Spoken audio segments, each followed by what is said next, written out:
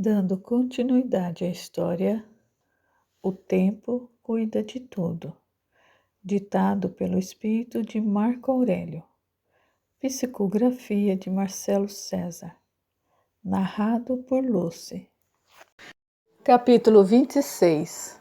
Bernarda entrou no quarto e a princípio sentiu raiva. Não propriamente de Estelinha, mas a raiva de tudo, principalmente da vida. Eu bem que desejei não ter essa menina. Olha o resultado, bradava enquanto caminhava pelo cômodo. Ia e vinha numa mesma direção. Há 5 anos que ela só me dá trabalho. Foi um estorvo, um erro que eu cometi. Se não fosse a igreja, eu teria acabado com esse pesadelo lá atrás. Foi ideia da Teresa. Eu devia ter abortado. Minha amiga tinha razão. Ela lembrou-se de Teresa, desceu até o corredor, apanhou o telefone do gancho e discou. Uma empregada atendeu e, sabendo tratar-se de Bernarda, correu chamar a patroa. Teresa atendeu com alegria na voz. Estava pensando em você, Bernarda. Tudo bem? Tudo péssimo! Bernarda contou sobre a chegada do filho e da ex-cunhada. Teresa riu com satisfação. Você deveria agradecer aos céus. Livrou-se dela sem fazer esforço algum. Disse que ela não é mais bem-vinda nesta casa. Está certa. Se quer saber, eu acho que a sua filha nunca teve problemas psicológicos. Acha mesmo? Mas você sempre disse que... Teresa cortou. Sempre disse, eu sei. Mas agora, depois de tudo o que aconteceu... Eu creio que estava enganada. Ela não é bobinha, que sempre aparentou ser. É esperta.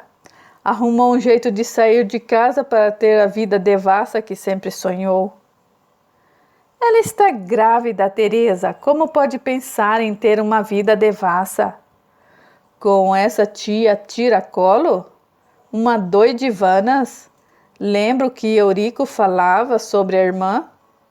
Teresa obviamente estava inventando e Bernarda nem percebeu. Não me recordo. Como não? Teresa enfatizou para dar mais veracidade às palavras. Eurico mal falava dela. Era uma mocinha de 14, 15 anos e quando falava dela só fazia elogios. Uma vez ele se abriu comigo, sabia? Nunca me falou isso, Teresa. Que história é essa? Foi pouco antes do casamento. Você estava atrapalhada com os preparativos. Um dia ele se abriu comigo.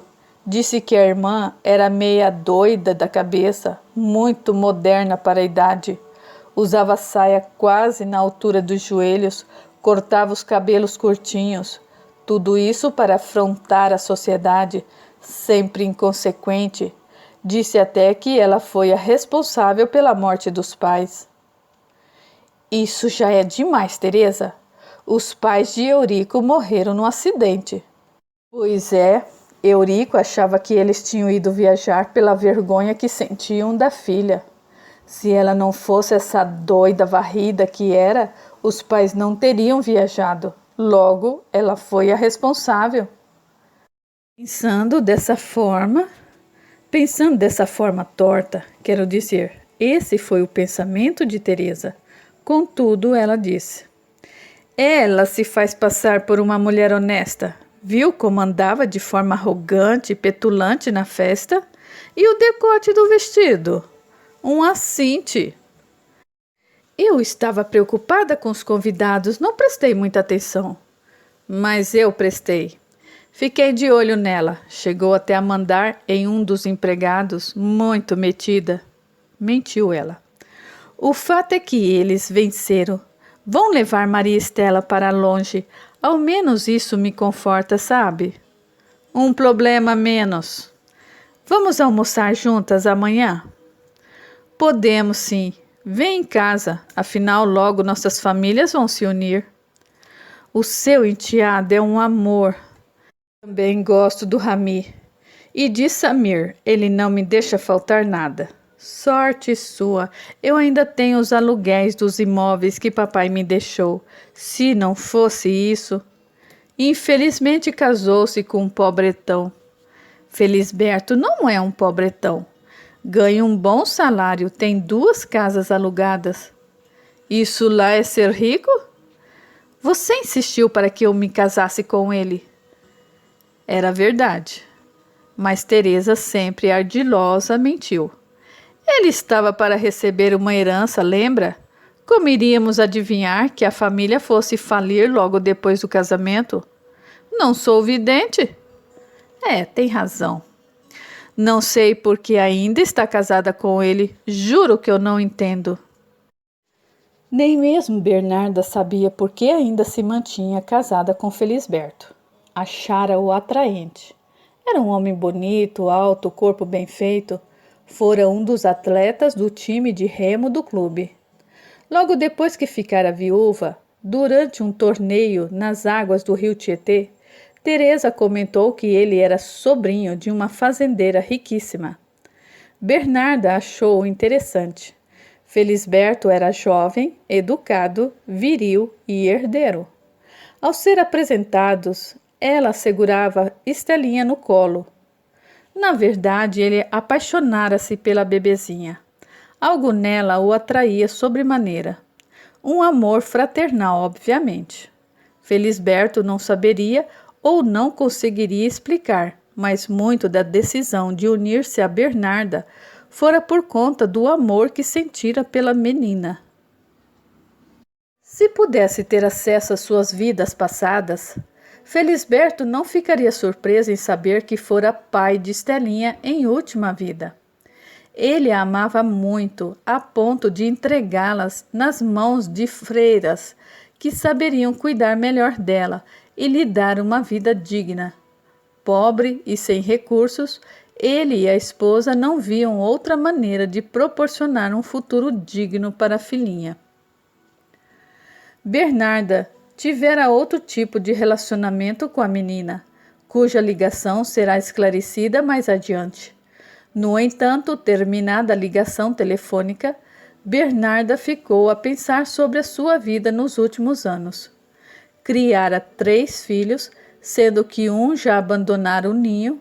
Alfredo tornara-se homem e dirigia a própria vida. Antonieta estava prestes a se casar e seguiria também o próprio caminho.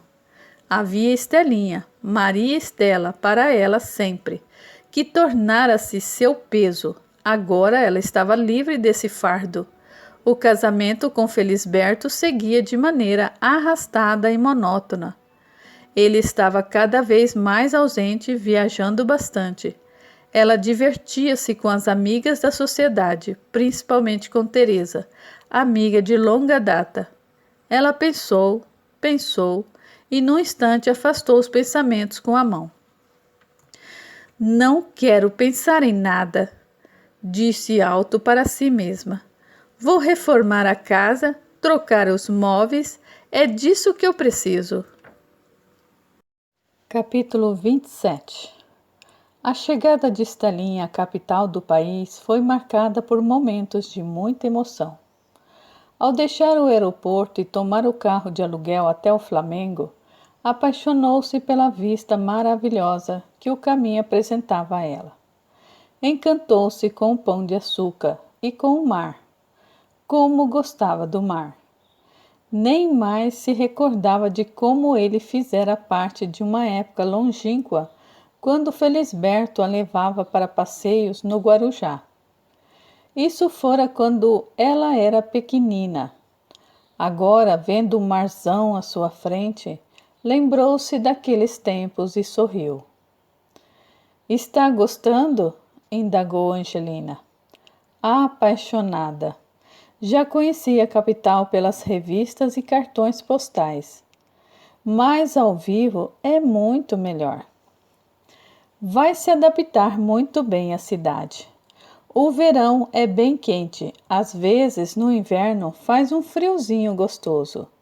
Não garoa como São Paulo, mas tenho certeza de que vai se dar muito bem aqui. Eu também acredito. Fiquei presa tanto tempo naquele quarto triste, sem saber ao certo o que fazer. E agora a vida se descortina, mostrando a você que pode e deve ser feliz. Será? Ela fez a pergunta enquanto passava a mão pela barriga. Não se preocupe com o que vão dizer. Você é dona da própria vida. Sei, mas os comentários maledicentes das pessoas nos atingem. Atingem se você deixar atingir, explicou Angelina. Veja, quando construímos uma boa autoestima, ou seja, quando permanecemos do nosso lado em qualquer situação, não há por que as pessoas terem mais força do que você. Quanto mais forte você for por dentro, quanto mais se amar e se aceitar como é, mais fácil será lidar com os comentários dos outros. Olha o meu caso, por exemplo. O que tem? Você é tão bonita, tão elegante. O que poderia falar da senhora? Que sou solteira. Que não me casei porque tenho algum problema. Às vezes, sinto alguns dedos acusadores voltando-se contra mim. Claudete, uma amiga que você vai conhecer, também passa pela mesma situação. Somos alvos fáceis de pessoas que acreditam que existe tão somente uma forma de viver, uma forma de agir, como se todos vivêssemos dentro de uma caixinha com um rótulo. Há uma forte necessidade das pessoas nos rotularem. Eu sou a solteirona, encalhada, mal amada. Isso não a atinge? Para ser sincera, houve um tempo em que eu me incomodava com os comentários dos outros, até que passei a me aceitar como sou, com todos os meus defeitos e qualidades. Parei de me xingar, de me corrigir. Eu me trato com amor e, agindo assim comigo mesma, também ajo de forma amorosa com as pessoas ao meu redor. Essa energia de amor se espalha por onde eu passar. Os comentários perdem a força e, quando ocorrem, não me afetam. Gostaria de ser forte como a senhora. Poderá ser o que quiser. Eu já lhe disse isso quando nos conhecemos. Todos nós podemos nos tornar pessoas melhores para nós mesmos e, consequentemente, para o mundo. Isso é o que vale: ser bom, atrair o bem e espalhar o bem. Estelinha abraçou-se a Angelina. Oh, titia, como é bom ouvir essas palavras. Você me estimula a querer mudar e cuidar mais de mim. Conte comigo com o que precisar. Estavam se aproximando do prédio quando Estelinha comentou. Queria muito que Alfredo estivesse aqui. Pena que ele tinha um compromisso. Ele precisava ir ao escritório. Fica lá no centro da cidade. Mas hoje é domingo. Seu irmão é correto, muito profissional. Ele acabou de se graduar, está estagiando. No momento está se esforçando para ser efetivado. Ele quer se casar logo. Estou curiosa para conhecer a namorada dele. Vai conhecer e tenho certeza de que vai adorá-la. Dirce é o nome dela, certo? Sim, ela é enfermeira e vai ajudá-la durante a gestação. Eu fico feliz em saber, já estou gostando dela, Dirce. O carro estacionou e logo Jacinto, o porteiro, veio recepcioná-la. Dona Angelina, outra viagem rápida? Bom dia, Jacinto. Esta é a minha sobrinha, Maria Estela. Todos a chamam carinhosamente de Estelinha. Ela estendeu a mão e cumprimentou Jacinto. Como vai o senhor? Além de bonitinha, é educada. Muito prazer. Apanhou as malas e Estelinha levara pouca coisa. Angelina decidira que assim que chegassem à cidade, comprariam tecidos e depois iriam a um ateliê de conhecida modista para lhe fazer vestidos e conjuntinhos. Ao entrarem no apartamento, Claudete e Dirce as esperavam. Claudete veio cumprimentá-las. Olá, Estelinha, eu sou Claudete. A amiga da tia Angelina, que trabalha na mesma revista que ela? Isso, já me conhece, que bom. Dirce aproximou-se e se apresentou. Olá, eu sou a Dirce. Estelinha surpreendeu-se ao vê-la. Era uma época em que o relacionamento entre pessoas de etnias diferentes não era tão comum. Infelizmente, ainda nos tempos atuais, passado mais de 70 anos de quando relatamos essa história, a chaga do preconceito insiste em se manifestar. Estelinha, talvez, porque estivesse emocionada com tanto carinho, de repente abraçou-se a Dirce. É um grande prazer conhecê-la. Estou muito feliz porque você faz o coração do meu irmão vibrar. Alfredo a ama, então eu só posso mesmo me encantar por você. Obrigada, Estelinha. É muito gentil de sua parte. As pessoas se chocam ao me verem com Alfredo, infelizmente. É uma luta constante, diária, que travamos contra o preconceito. Aprendi com Angelina e com os meus amigos espirituais que devemos combater todo e qualquer tipo de discriminação com amor. Os que nos acusam são os infelizes que ainda têm muito que aprender sobre a fraternidade e solidariedade. Somos todos seres humanos, alguns altos, outros baixos, alguns nascem homens, outros mulher. Há os que têm preferência bem distintas das nossas, assim como há os brancos, os negros, os pardos, asiáticos, magros, gordos. Mas eu repito, somos humanos e como tais devemos nos respeitar, nos admirar e nos amar. Isso é o mais importante. O resto é resto, ajuntou Claudete, mais falando para si mesma do que para elas. Será que vou conseguir conviver com vocês? São tão inteligentes, cultas. Quero que me ensinem a lidar melhor comigo mesma.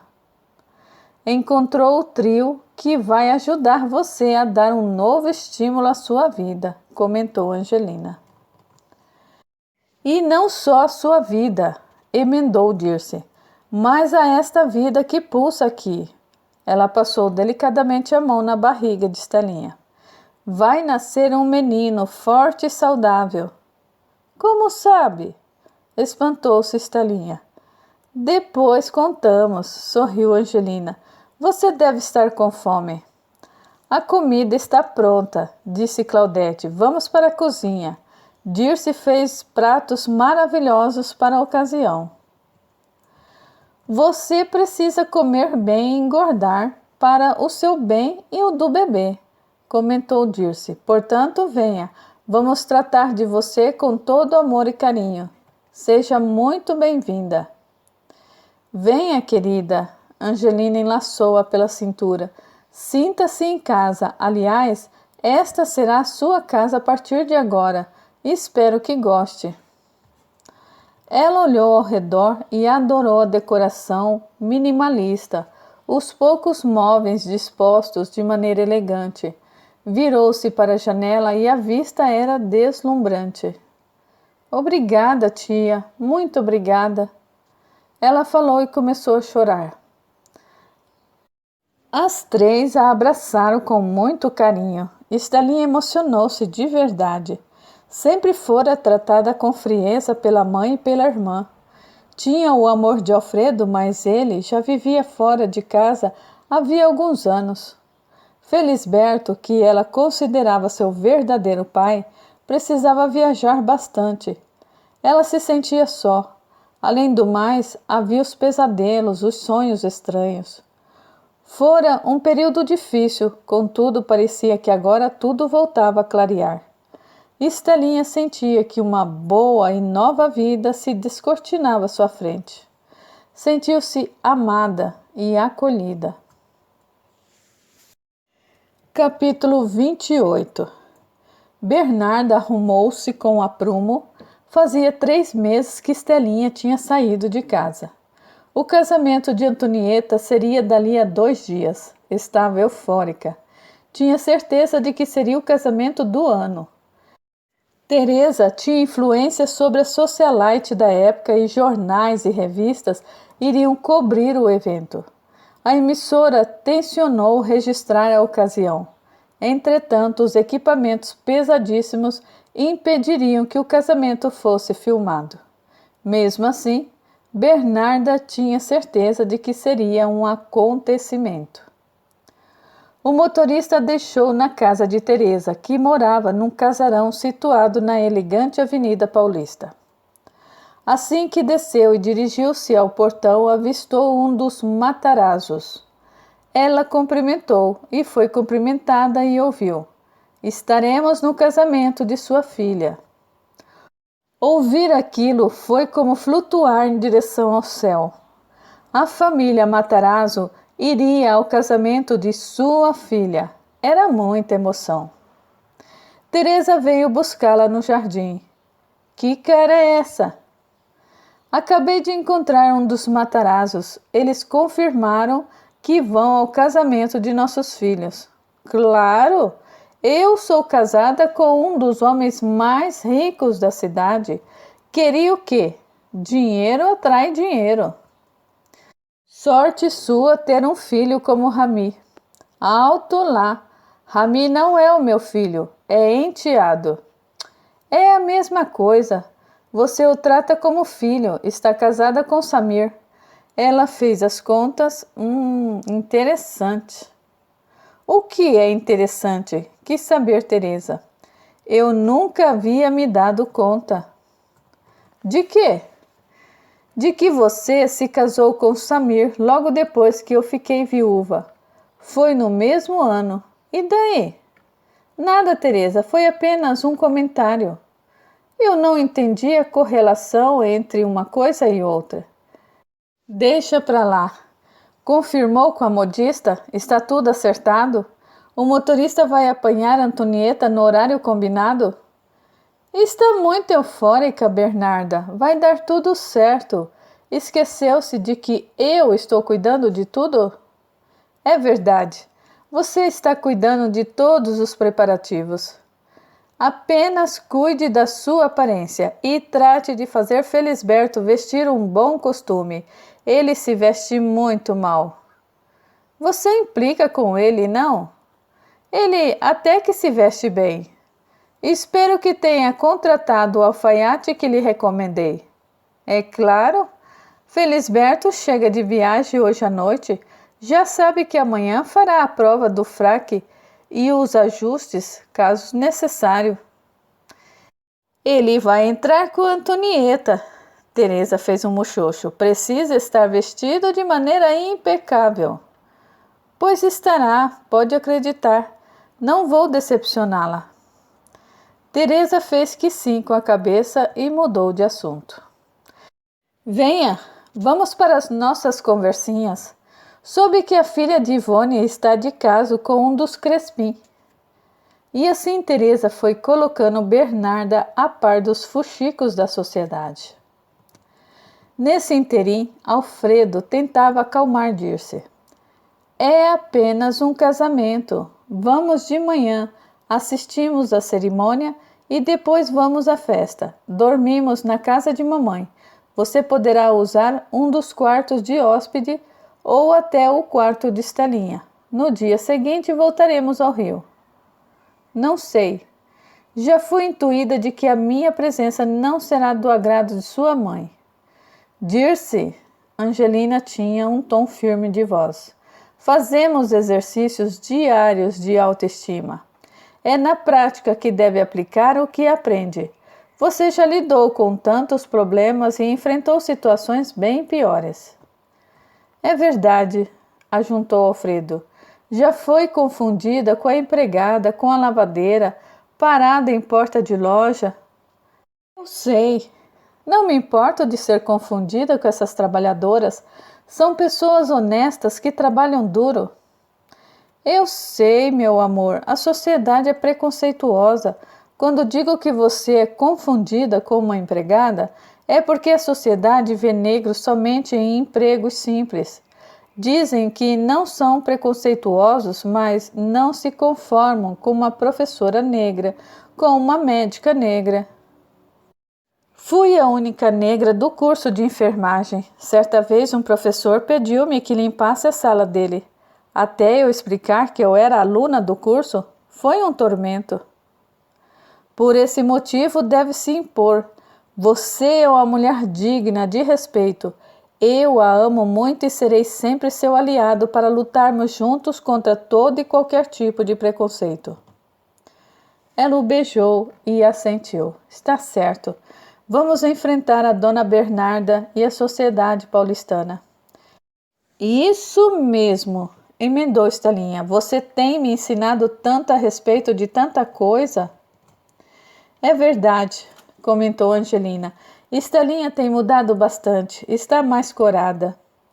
E mais feliz, disse ela.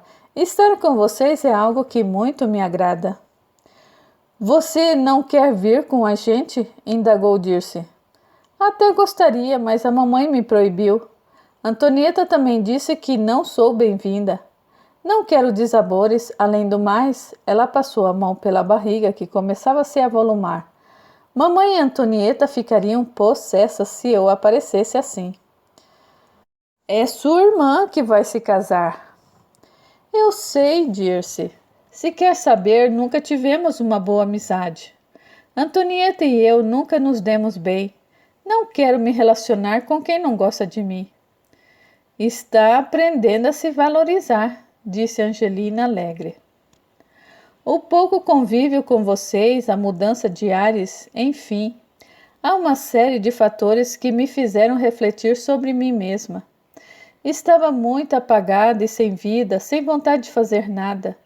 Ao mesmo tempo, o fato de estar esperando um filho me mostra quanto devo lutar para que a gestação siga tranquila e que ele possa nascer forte e saudável. É isso que desejo por ora. Há também de se pensar em outros aspectos da vida, por exemplo, o que pensa em fazer daqui para frente? Pretende estudar, trabalhar? O que deseja de fato, além de, obviamente, ser mãe?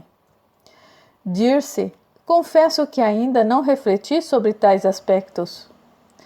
Vamos esperar pelo nascimento do bebê, propôs Angelina. Depois eu tenho certeza de que Estelinha vai pensar no que fazer. Também não quero dar trabalho, não tenho dinheiro por hora. Sei que eu e o meu bebezinho vamos gerar despesas. Isso é comigo, interveio Alfredo. Enquanto estiver grávida, poderá sempre contar comigo. Não vou lhe deixar faltar nada. Felisberto também tem colaborado com as despesas. Eu também vou ajudar, ajuntou Angelina. Eu a convidei para morar comigo. Pensei nessa questão, a financeira, e prometo que minha parte não vou deixar que nada lhe falte. Vocês são muito gentis, suspirou Estelinha. Não tenho palavras para agradecer tamanha generosidade.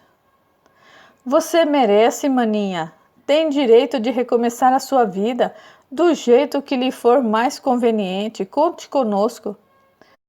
Obrigada, ela finalizou, deixando uma lágrima escapar pelo canto do olho. Capítulo 29. Chegou o dia do casamento de Antonieta e Rami. O sol estava a pino quando Alfredo e Dirce desembarcaram no aeroporto. Assim que pegaram as valizes, Alfredo comentou: Enfim, você vai conhecer um pouco de São Paulo. Pena ficar só um pouquinho. Adoraria conhecer o centro da cidade, ir aos ateliês da Barão do Itapetininga. Ah, também tem o Largo da Sé, a Praça da República. Lugar para conhecer aqui não falta. Também podemos ir à MASP, o Museu de Artes que fica na rua 7 de Abril. É pertinho da Barão de Itapetininga. Apanharam as valizes. Alfredo caminhava um pouco à frente para logo pegar um táxi. Dirce um pouco para trás apreciava os passantes, a movimentação das aeronaves. De repente, uma senhora se aproximou e solicitou: Por gentileza, poderia carregar aquelas 2 malas para mim? Dirce não entendeu. Perdão, o que deseja? Aquelas malas, a senhora apontou. Leve-as para mim até o motorista. Ela gaguejou, ficou sem ação. Alfredo surgiu e indagou: Qual o problema, meu amor? A senhora regalou os olhos. Ah! Você não trabalha aqui? Não, minha senhora. Ela não trabalha aqui, é minha noiva. Venha, meu amor, o táxi nos espera. Ele puxou delicadamente a mão de Dirce. A senhora ficou sem graça, mas logo deu de ombros e foi atrás de outra pessoa para carregar as suas malas. Eu fiquei sem saber o que dizer, tornou Dirce assim que entraram no táxi. O motorista os olhou de forma séria. Alfredo deu o endereço e logo estavam parados na porta do casarão. Raimundo veio atender e, ao ver Alfredo, novamente sorriu contente. Alfredo, como é bom revê-lo! Fez boa viagem? Sim, Raimundo, muito boa. Ele inclinou-se para o lado e Raimundo mirou Dirce. A princípio também nada entendera. Muito comedido, apenas sorriu e a cumprimentou. Bom dia, senhorita. Dirce, emendou Alfredo. Senhorita Dirce, ainda. É minha noiva, Raimundo. Trate-a muito bem, ouviu? Raimundo meneou a cabeça. Seja muito bem-vinda. Obrigada. Onde está a mamãe e Antonieta? Alfredo, houve uma pequena mudança de planos. O noivo vai sair da casa de um tio e a dona Teresa achou por bem que Antonieta, dona Bernarda e seu Felisberto deveriam sair para a igreja lá da casa dela. Então somos apenas eu e Dirce na casa? Sim. Se me der alguns minutos, poderei providenciar o almoço. Ótima ideia, Raimundo. Peça que nos prepare um prato simples. Vou levar Dirce para um passeio rápido. Logo voltaremos para nos arrumar para a cerimônia. Sim, senhor. Raimundo saiu para providenciar o almoço e Alfredo mostrou a casa para Dirce. Realmente é muito linda. Sua mãe tem excelente gosto. Mamãe redecorou a casa, só ela. São lindos esses móveis, os objetos, os quadros. Coisas de Dona Bernarda. Ela gosta de cuidar da casa. Não prefere descansar, querido? Chegamos cedo, temos bastante tempo até o casamento. Você já fez o cabelo, trouxe a roupa, eu também trouxe a roupa. Vou levar para passarem para nós. Podemos aproveitar para eu levá-la até o centro da cidade. Ótimo, eu quero muito dar uma volta. Os dois almoçaram e Alfredo pegou um dos carros da garagem. Levou Dirce para conhecer alguns pontos turísticos da cidade. Dentre eles, a Avenida São João, conhecida na época como a Broadway brasileira, pela grande quantidade de cinemas e teatros, e o Museu de Ipiranga, cujos jardins encantaram Dirce. Retornaram no finalzinho da tarde. Alfredo havia dado de presente para Dirce um vestido verde água, de corte impecável, adquirido na Maison Dior. Quando ela desceu, Alfredo assoviou. Está lindíssima, uma deusa. Não exagere. Raimundo trazia uma bandeja com água e Alfredo quis saber. Minha noiva não está linda? Raimundo concordou animado. Muito bonita, linda. Tem certeza? Dirce estava insegura. Acho que falta alguma coisa. Alfredo mexeu os ombros. Não sei o que falta, o vestido lhe caiu muito bem. Ela percebeu que Raimundo a fitava de maneira não muito usual. O que foi, Raimundo? Você também acha que falta alguma coisa? Ele pigarreou e disse, num tom baixo de voz. Se me permite. O quê? Claro que você pode opinar, incentivou Alfredo. Um momento. Raimundo saiu levando a bandeja consigo. Alfredo e Dirce se entreolharam. O que será que aconteceu? Alfredo nada entendeu. Raimundo chegou em seguida ofegante. Trazia um chapéu delicado em tons parecidos com os do vestido. Ele aproximou-se de Dirce e pediu, com licença, e encaixou o pequeno chapéu na cabeça dela. Alfredo não se conteve. Mas o que é isso? Você conseguiu deixá-la ainda mais linda? Dirce correu até o hall e fitou a sua imagem diante do espelho. Raimundo, onde você conseguiu esse chapéu? Eu amei! Ele enrubesceu. Fui eu que fiz. Você? Ela indagou, curiosíssima. Nas horas vagas, eu vou até a cidade à cata de retalhos. Alguns comerciantes me conhecem e me dão tiras, pedaços de tecidos. Meu avô, ex-escravo, fazia chapéus em casa. Aprendi com ele e, com o tempo, eu passei a me dedicar aos chapéus femininos. Você é genial, parabenizou Alfredo. É um chapéu digno de uma bela vitrine. É sim, Raimundo, concordou Dirce. Lindo, parabéns. Você devia investir nessa carreira, estimulou Alfredo. Ele riu sem graça. Eu? Preto e pobre, trabalhando com moda? Só se for para ser servente do ateliê. Não se menospreze, Raimundo, você tem talento. Eu sei, mas...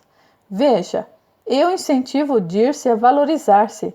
Não será a cor da pele que vai limitá-la na vida. Ela tem você para apoiá-la. Eu não tenho ninguém. Como não? Protestou Dirce. Tem a mim. A partir de agora serei a sua amiga e cliente e vou lhe dar uma sugestão. Pois não? Quero que me faça 2 chapéus parecidos com este. A senhorita mora longe. Não tem problema, comentou Alfredo. Vou lhe dar o meu endereço no Rio e fique tranquilo. Após o casamento de Antonieta, vou lhe pagar antecipado para comprar o material necessário. E quando estiverem prontos, é só me ligar. Eu vou providenciar uma maneira de você nos enviar os chapéus. Os olhos de Raimundo brilharam emocionados. Sério? Posso confeccioná-los? Não só pode, como deve, disse Dirce. Você tem um dom e deve usar e abusar dele. Raimundo estava sem palavras. Ter seu trabalho reconhecido, mesmo que com timidez, era uma grande vitória. Você poderá ir longe, Alfredo o estimulou. Vamos apoiá-lo, pode ter certeza. Ele mal cabia em si de tanta felicidade. Nascera pobre, era de família de ex-escravos, que depois da assinatura da Lei Áurea ganharam liberdade, mas perderam moradia, comida e trabalho.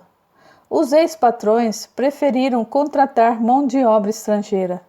O governo não fizera um plano para que, assim que fossem libertados, pudessem ter mínimas condições de vida, como trabalho, saúde, moradia. Simplesmente ficaram ao Deus dará. Raimundo vinha de uma família que lutava dia a dia para ter uma vida com um mínimo de dignidade. O avô lhe transmitira o ofício de fabricar chapéus. O pai morrera cedo e a mãe era lavadeira. Conseguiram levantar uma casinha de 2 cômodos nos lados do Canindé, local em que a prefeitura, nesta época, arrancava moradores de rua e pessoas paupérrimas das ruas e de cortiços, atirando-os em caminhões e despejando-os em áreas distantes do centro. De repente, num pequeno encontro com o filho da patroa, Raimundo começava a vislumbrar outra vida, e a partir de agora, Raimundo iria se fiar nesse sonho. Capítulo 30. Alfredo e Dirce chegaram à igreja pouco antes do horário marcado para a cerimônia. Já sabia, a mãe lhe contara, que Antonieta iria se atrasar pelo menos meia hora. Foram até a sacristia e lá encontraram Felisberto. Assim que os viu, ele abriu os braços. Alfredo, que bom que chegou, estava ansioso. Cá estou, deixe-me lhe apresentar minha noiva. Essa é Dirce. Felisberto surpreendeu-se, mas como não tinha discriminação ou preconceito nas veias, abraçou Dirce com ternura. Seja muito bem-vinda, minha filha. Obrigada, prazer. O prazer é todo meu. Felisberto afastou-se, segurando Alfredo pelo braço. Está preparado para o que poderá acontecer, não? Diz de mamãe? Felisberto fez que sim com a cabeça. Claro que imaginei. Sei o que ela poderá ser capaz de fazer ou dizer. Esta é a realidade. Dirce é a mulher da minha vida. Mamãe goste ou não. Você vai fazer par com a sua prima Judite. Vou levar Dirce para se sentar na primeira fileira de bancos. Lá não estão reservados os lugares para a família da noiva e do noivo? Pois bem, é lá que a minha futura esposa vai se sentar. Dirce sorriu emocionada. Obrigada, meu amor. Vou levá-la até o seu lugar, disse ele e pediu a Felisberto. Aguarde-me aqui. Já vamos até a porta esperar pela chegada da noiva. Ela quis vir com o Samir no carrão dele. Dispensou o motorista. Coisas de Antonieta. Coisas de Teresa, se bem sei. Felisberto concordou sorrindo. Alfredo pegou Dirce pela mão e a conduziu até a primeira fileira. Encontrou alguns parentes. Assim que indicou o banco para Dirce, percebeu o desagrado de uma tia-avó e 2 primos. É a minha noiva. O nome dela é Dirce. Os parentes abaixaram a cabeça sem jeito. Evitavam olhar para Dirce. Meu amor, preciso deixá-la por hora. Daqui a pouco eu a verei lá do altar. Alfreda beijou nos lábios e saiu. A tia-avó, que ali estava, mexeu a cabeça numa negativa. Os primos afastaram-se um pouco para nem encostar em Dirce, mesmo sem querer. Ela, um tanto acostumada com este comportamento, sentou-se e ficou olhando para a frente, observando o altar e a decoração, sentindo o delicado perfume das flores. Deu uma olhada no noivo e o percebeu um tanto nervoso. Uma prima de 2º grau de Alfredo, sentada logo atrás, comentou com Dirce. Adorei o seu chapéu. Obrigada. Comprou onde? É de um costureiro ainda desconhecido. Ainda. Eu adoraria ter um parecido com o seu. A moça deu a volta e sentou-se ao lado de Dirce. A mãe da moça fulminou-a com o olhar e sentou-se no banco de trás. Não ligue para minha mãe. Ela é antiquada, cheia de valores morais ultrapassados. Não me importo.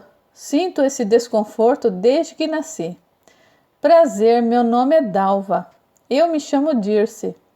Vi Alfredo a trazendo até aqui. São namorados? Estamos noivos. Ah, que coisa boa! E você, pelo sotaque, deve ser do Rio de Janeiro. Sim. Dirce achou graça na maneira espontânea com que a moça falava.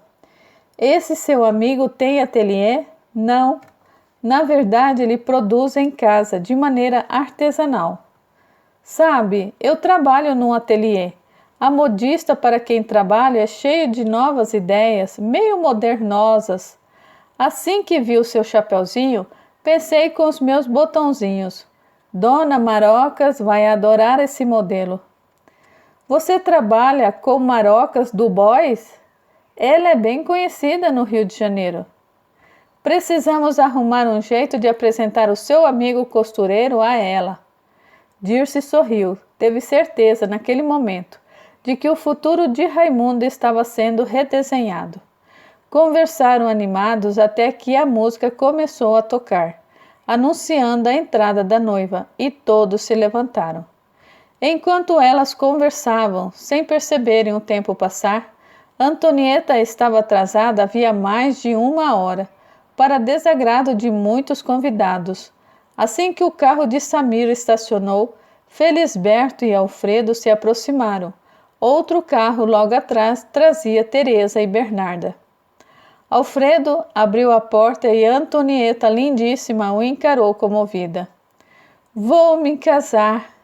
Sim, ele riu. Hoje é o seu dia. Ajude-me a puxar o véu. Alfredo a ajudou e ela deu um oi para Felisberto. Bernarda abraçou-o de maneira efusiva. Que bom ver você. Ele ia responder, mas logo atrás apareceu Teresa. Olá, Alfredo. Ele respondeu com um aceno e ela continuou. Decidiu conduzir a noiva até o altar? Que pergunta mais sem fundamento. Já decidimos que Felisberto é quem vai levá-la. Eu preferia que fosse você, tornou Antonieta. Felisberto não é. Felisberto meneou a cabeça de forma negativa. O casamento é seu, Antonieta. Você escolhe com quem vai entrar. Eu decidi que vou entrar com o seu Samir. Alfredo e Felisberto se entreolharam estupefatos. Como assim? Alfredo não entendeu. Eu, mamãe e Teresa conversamos. Achamos que seria mais prudente seu Samir me conduzir pela nave até o filho dele. Como disse Felisberto, o casamento é seu. Alfredo puxou Felisberto pelo braço. Bernardo interveio. Não fiquem bravos. É que, como Antonieta não tem pai, fica melhor. Alfredo a cortou seco. Mamãe, eu não me importo de levar ou não Antonieta. Apenas creio que Felisberto deveria conduzi-la até o altar. É como se fosse o pai dela. Como se fosse, repetiu Teresa, mas não é. Ele a fulminou com os olhos, puxou Felisberto pelo braço e entraram na igreja. Apressaram o passo. Ao passar pela primeira fileira, ele piscou para Dirce. Ela notou o descontentamento dele e ficou intrigada, mas nada comentou com Dalva. Samir estava mais afastado do carro, fumando e nem estava a par do que ocorria. Só ouviu Teresa chamar. Ele apagou o cigarro com o sapato e encaminhou-se até elas. Ele era um sujeito tranquilo, não se importava com os mandos e desmandos de Teresa. Ele estendeu o braço para Antonieta e ambos pararam diante das portas. A marcha nupcial começou a ser tocada, as portas se abriram e eles entraram. Durante a cerimônia, enquanto o padre falava, Bernarda perscrutou o recinto, observou os parentes sentados à frente e, mais no meio, avistou figuras conhecidas da sociedade. Tinha gente da família Matarazzo, Crespi, Penteado, Vieira de Carvalho, uma infinidade de sobrenomes cultuadíssimos pela sociedade paulistana. Mais à frente ainda avistou Yolanda, mãe de Décio. Estava acompanhada do marido, figurão do governo Vargas. Sorriu contrariada. Teresa me obrigou a convidá-la. Paciência.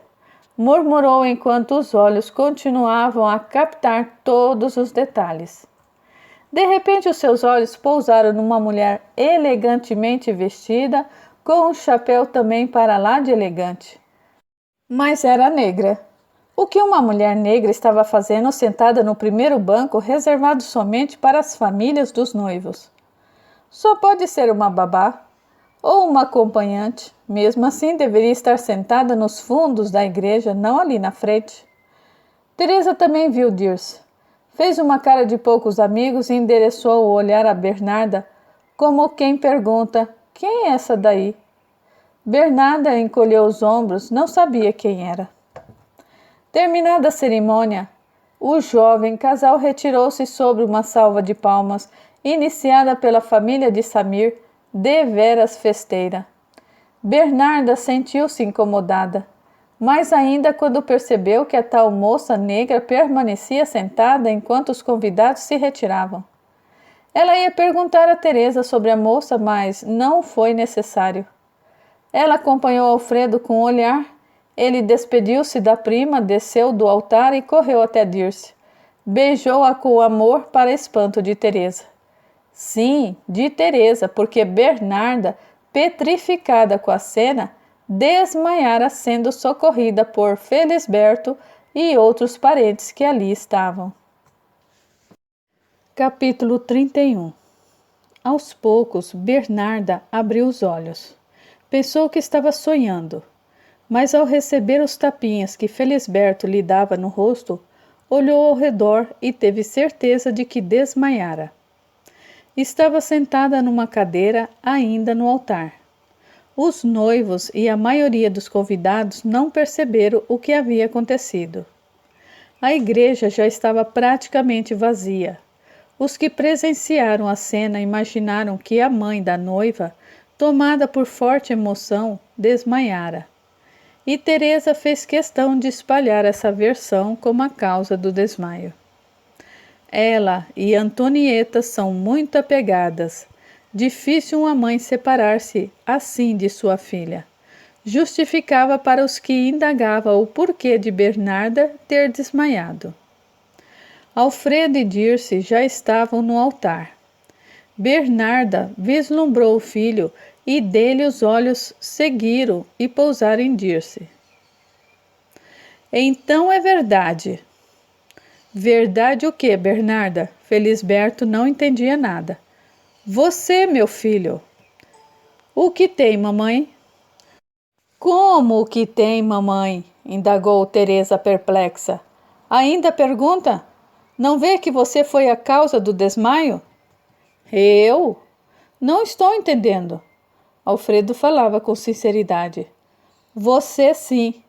Onde já se viu abraçada a uma o quê? Quis saber Dirce altiva. Negra?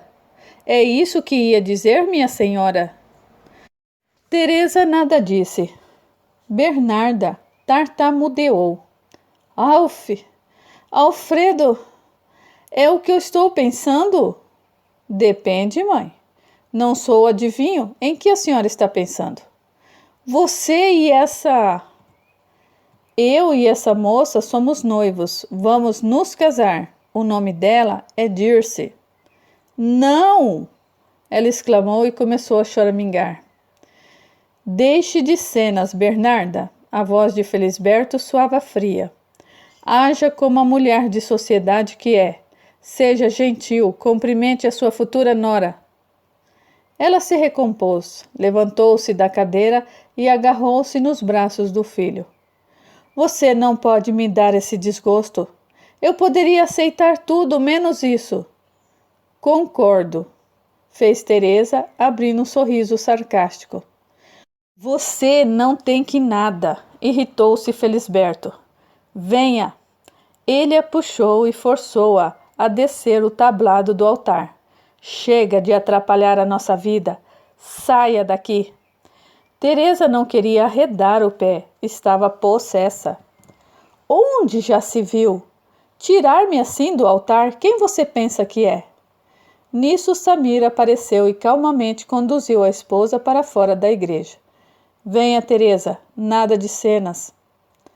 Ela ia protestar, mas, ante o olhar sério do marido, acatou a ordem. Em pensamento, xingava Felisberto, que já havia voltado para o altar. Bernarda, é o casamento de Antonieta, sua filha, e não é hora de confusão, por favor. Mas, não tem mais. Já estamos atrasados para a festa. Os noivos devem ter chegado ao clube. Vamos? Atormentada, Bernarda deixou-se conduzir pelo marido. Alfredo abraçou Dirce. Tudo vai se resolver. Eu disse que ela não ia me aceitar. A conversa ainda não terminou. Não preciso e não quero a sua defesa. Como não? Estamos juntos. Mas eu sou o motivo do preconceito, enfatizou ela. Se você é ou não o motivo, eu estou do seu lado. Eu não vou permitir que a minha mãe a distrate desta forma. Tudo tem limite. É a sua mãe, Alfredo. E o que tem isso? Você pode até brigar com ela, mas é a sua mãe. Desta vez não vou ceder. Você vai ver. Se ela tentar humilhar você, eu juro que corto relações com ela, perante essa cruz que está na nossa frente. Dirce olhou para o Cristo crucificado logo acima deles. Ela fez o sinal da cruz. Não acha melhor irmos embora? Não. Vou apresentá-la a Antonieta e Rami. Serão seus cunhados. Ela baixou a cabeça e seguiu Alfredo de mãos dadas. Assim que chegaram ao clube, foram barrados por 2 seguranças. É a festa da minha irmã. Fui padrinho do casamento. Temos ordens para que o senhor não adentre o recinto. Isso é um absurdo. Não, não é. Vociferou Teresa, que apareceu naquele instante. Você e essa negrinha não entram na festa, a não ser que você queira entrar para festejar com a sua irmã e essa daí, bem, eu posso arrumar um trabalhinho para ela lá na cozinha. Uma das empregadas não veio. Alfredo sentiu o sangue subir. Você representa o que há de mais sórdido no ser humano. Ela deu de ombros. Dirce emendou.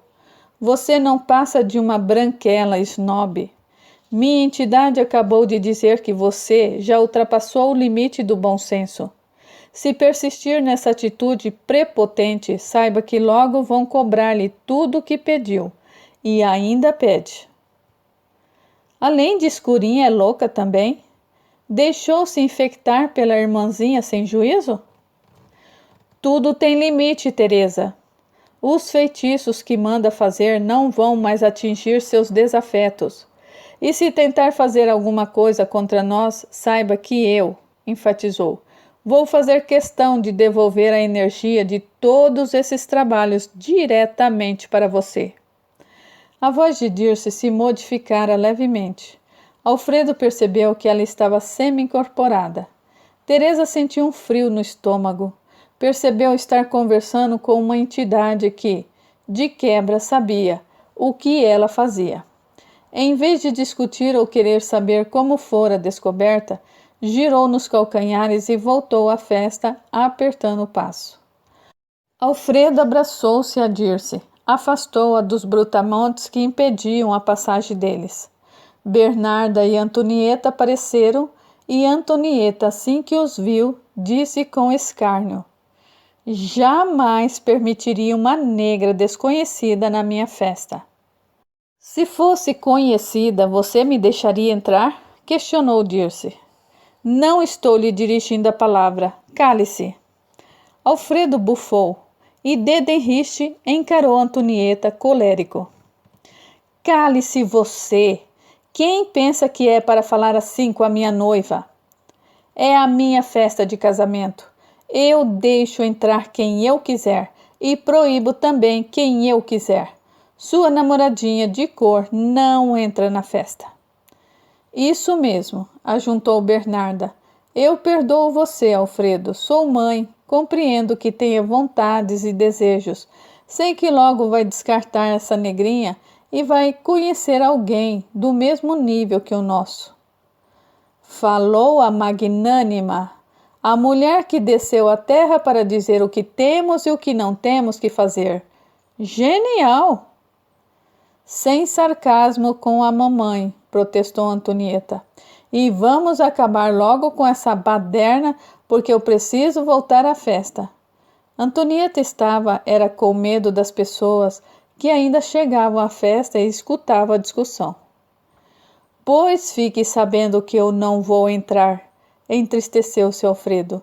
Hoje perdi uma irmã e uma mãe. Bobagem, comentou Bernarda. Logo isso vai passar, já disse. Não, mãe, não vai passar. Dirce será a mãe dos meus filhos. Se amaziar com essa negrinha, eu deserdo. E eu corto relações com você, emendou Antonieta. Jamais permitirei que me visite. É uma pena. Vocês estão me obrigando a escolher um lado. Claro, exclamou Bernarda. E o correto é ficar do lado da sua mãe e da sua irmã. Alfredo coçou a cabeça e puxou Dirce contra o peito. Abraçou-a, beijou-a com amor. Antonieta virou o rosto e Bernarda sentiu as pernas bambas. Pois bem, ele tornou sério e sem exaltação. Eu escolho ficar ao lado da mulher que eu amo. Já disse que o deserdo. Mamãe, pode fazer dos seus bens o que quiser. São seus, não meus. Não preciso da sua herança ou do seu dinheiro para viver. Eu sou um homem correto e trabalhador. E, acima de tudo, eu sou um homem digno. Algo que você nem mesmo, Antonieta, entende o que é. Quero que olhem bem para minha cara. As duas não entenderam, mas o encararam. Alfredo disse: é a última vez que nos vemos. Pretendo me estabelecer no Rio de Janeiro e vou constituir família com a Dirce. Lá também tenho a minha família verdadeira, isso é, Estelinha e a tia Angelina. Só vou ter saudades de Felisberto. Neste momento, Felisberto apareceu. Ele ouvira praticamente toda a conversa. Estava atrás de uma pilastra. Ele desceu o pequeno degrau, abraçou-se a Alfredo e depois abraçou e beijou a Dirce. Não vão sentir saudades. Eu vou visitá-los sempre que puder. Obrigado, Felisberto. Alfredo sentiu uma leve emoção. Se virar as costas, Alfredo, não quero nem que fique em minha casa. Fique tranquila, dona Bernarda. Eu e Dirce apenas passaremos na sua casa para apanhar as nossas valizes. Vamos para a Estação da Luz, pegaremos o último trem para o Rio. Eu vou para casa junto com vocês, ofereceu-se Felisberto. Depois os levarei até a estação. É a festa da Antonieta, bradou Bernarda. E eu com isso? Felisberto deu de ombros. Ela não é minha filha? Os três saíram abraçados. Os seguranças, de certa forma, comoveram-se com o colóquio. Um deles, moreno, entendeu perfeitamente o que se passava com Dirce. Solidarizou-se com ela, deixou o colega e os acompanhou até o carro. Bernarda começou a chorar. Antonieta a tranquilizou. Bobagem, mamãe. Isso logo passa. Alfredo vai voltar e comer aqui, na nossa mão. Pode apostar. Sorte de Antonieta não ter feito aposta alguma. Aquela noite foi a última vez que tiveram contato com o irmão. Nunca mais se falariam ou se veriam. Alfredo, lamentavelmente, nem mesmo iria ao enterro dela, dali a poucos anos. Capítulo 32. Alfredo e Dirce desceram a escada segurando as valizes. Dirce segurava o chapéu e foi entregá-lo a Raimundo. Muito obrigada, seu chapéu fez sucesso. Imagine, já disse que ele é seu, respondeu Raimundo. Uma moça que trabalha no ateliê encantou-se com o artefato. Disse-me que gostaria muito de conhecê-lo. Verdade? Os olhos dele brilharam emotivos. Sim, o nome dela é Dalva. Aqui está o telefone dela. Pediu para ligar quando quiser. Dirce entregou-lhe um papelzinho. Ela trabalha com Marocas do Bois, conhece? Claro, sou apaixonado pelo trabalho dela. Fico feliz. Aqui, Dirce entregou-lhe outro papelzinho. Está o meu endereço e telefone. Quando terminar de fazer os chapéus que encomendei, me ligue. Raimundo dobrou os papeizinhos e instintivamente a abraçou. Dirce correspondeu ao abraço. Alfredo aproximou-se e o abraçou. Você vai ter um bom futuro, Raimundo. Não deixe que o maltratem ou o inferiorizem por causa da cor da sua pele. São pessoas que ainda têm muito a aprender sobre a vida, sobre a amizade e sobre a generosidade. Muito obrigado, Alfredo. Agora vamos, pediu Felisberto. O tempo urge. Despediram-se e entraram no carro. Raimundo ficou parado no portãozinho, acenando até que o carro dobrasse na curva. Olhou para o alto, mirou as estrelas e intimamente agradeceu a Deus por colocar em seu caminho pessoas tão boas e amigas. Em Londres, a vida de Décio era só festa. Ele se lançara à esbórnia. O pai lhe enviava dinheiro e ele torrava tudo com jogatina, mulheres, homens e bebida. Muita bebida. Certa vez, ao sair do pub, ele deparou-se com Sérgio. Anda sumido. Estou estudando e consegui um estágio, Décio. O curso é muito puxado, o trabalho também. Além disso, eu estou frequentando uma igreja nos arredores da universidade. Você deveria vir comigo dias desses. Ele deu uma gargalhada e disse: Não nasci para isso, Sérgio. Nunca fui carola. Também não sou. Minha família é ligada à Igreja Batista. Encontrei uma igreja cujos sermões têm me encantado. Foram escritos por Charles Spurgeon. Apenas gosto de ouvir os discursos. Nunca ouvi falar. Foi um pregador batista inglês. Seus sermões fazem muito sucesso. A igreja que frequenta está preparando uma grande comemoração pelos 60 anos do seu passamento, que ocorrerá ano que vem.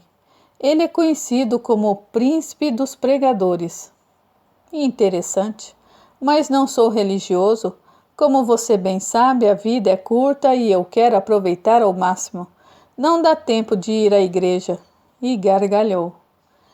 Se pensa assim, paciência. Eu vou ficar até o final do ano por aqui. Depois voltarei ao Brasil. Não sei quanto tempo ainda ficarei por aqui. Pode ser que eu vá-me embora com você no mesmo navio. Ou pode ser que eu fique. Se quiser sair para jantarmos e bater um papo, sem bebidas ou jogatinas, aqui está o meu cartão. Sérgio tirou do bolso um cartão com o logotipo da universidade e o nome dele logo abaixo. Décio o pegou e o guardou no bolso do paletó. Dias desse eu vou te ligar, Sérgio Rodrigues do Porto, e vamos sair, sem bebidas e sem jogatina, prometo, palavra de escoteiro. Décio saiu cambaleante e tropeçou nas próprias pernas. Sérgio quis ajudá-lo. Eu o levo até o local em que está hospedado, é só me dar o endereço. Estou na casa de minha prima chata, velha e chata. Eu bem que podia ficar hospedado com você no campus da universidade. Os quartos são destinados somente para os alunos. Uma pena, não quero ir para casa. Você não está bem, Décio? Vamos pegar um táxi. Que seja. Décio passou o endereço a Sérgio e fez sinal para o táxi. Foi nesse momento que Décio viu uma garota do outro lado da rua. Ela flertou com ele. Décio, meio bêbado, soltou-se de Sérgio e atravessou a rua para conversar com ela. O bonde tentou frear, mas não conseguiu. Atingiu Décio com força. Sérgio correu. As pessoas em volta correram. O maquinista saltou do bonde e levou as mãos à cabeça. Um horror. Aguarde, a história continua.